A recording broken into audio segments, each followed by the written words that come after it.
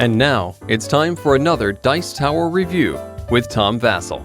Hey folks, today we're taking a look at Kittens in a blender.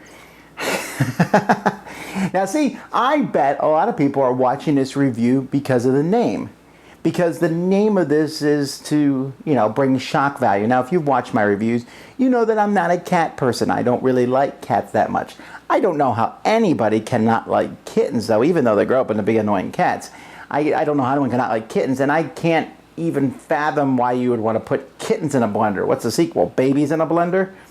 I wouldn't even put cats in a blender, okay? I want to make that clear here. So I'm not condoning the theme of this game. And before you worry about this, the game doesn't actually show any even remote kittens getting blended. It's all nebulous in your mind.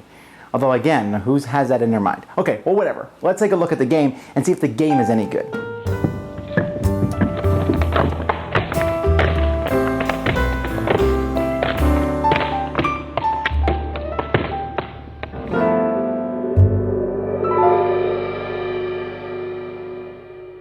So in this game, you're going to use the box. The top half, you put a card in, and this becomes the blender. This becomes the box. You're going to have a large deck of cards, and in that deck, you're going to put colored cats that correspond to the players. So maybe I'm the pink cats, or the yellow cats, or the blue cats, or the green cats. If someone is not playing, you'll take those out. You're going to deal these cards out to each player. 6 cards, and then on a player's turn, they're going to play exactly 2 cards, and then they'll draw back up to 6 and go on and so forth. Now, one of the cards you can play can be a cat card. So if I have a cat, maybe I'm the blue player, so I'm definitely putting my cat into the box. If I'm the blue player, I'm probably going to put this cat here in the blender. It's also possible to put cats on the counter. That's a spot between the box and the blender. But likely you're going to want to put cards in the box to keep them safe, or in the blender if you're really not a fan of that particular cat's color. There's also these dogs in the kitchen card where you pass every player passes all the cards to the right or to their left, depending on which one's been played. You also have kittens on the move. When you play these cards, there's a 1, a 2, and a 3. You're going to be able to move 2 kittens or 3 kittens or 1 kitten, 1 space. When you move a kitten, you can move them out of the blender, you can move them out of the box, or you can move them off the counter into the box or into the blender. Of course, you're probably going to want to obviously do something that helps you out. You have these kittens in the blender. You can move all one player's cats into the blender. And then you also can say kittens in the box, and you can move all the kittens from the blender and the counter to the box. That puts everybody in the box. Or kittens in the blender, moving everybody to the blender. There's also move everyone to the counter. So there's going to be different cats laying around.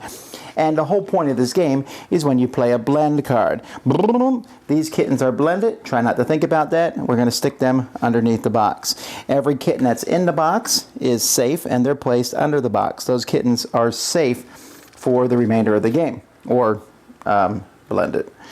You also have these blend pulse cards. This can be used the exact same way a blend card is used. However, this one can also be used to stop someone else from blending. So you play this, boom, I cancel your blend. Whenever you play a blend or a blend pulse, you put these in front of you, and that's important because there is only a certain amount of them. I believe that there is 16 of them total, and when all of those have been played, the game is over. You will then count each cat underneath the blender loses you a point, and each cat underneath the box gives you 2 points. Whoever has the most points is the winner of the game.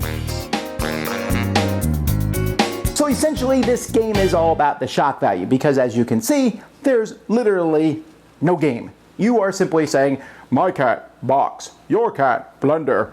Oh, my cats are in blender, blend. My cats are not in a blender, blend. My cats are not in a blender, do not blend. Move cats, if possible. Stop someone else from blending because I have cats in a blender. There is like no unobvious choices. It's like, oh, I'm the green player. I have a yellow cat. He's going in the blender. Why would I not do that? So the game is an obvious thing. It's supposed to be, I will give them credit because they picked a lot of cool names for the cats. It's Wink and French Fry and Buttons and Paco and Ninja and Sunshine and Pagoda and Dumpling and Smedley and Snickers and Tweak. Okay, that's fine, and the art on the cats is great. Okay, I got that. That's interesting and humorous, and that's it. Like I said, I can't really condone the theme. I don't find that the theme is funny, even really in a nebulous way. I guess but that's why they want people to buy the game, and I might even get into it a little bit if the game was remotely interesting and fun. It's not. This is a game where they're getting you to buy it because it's called Kittens in a Blender. I just wish they had stuck a game in the box too, because as it is right now, don't get it. Dice Tower Judgment? Yeah, it's pretty terrible.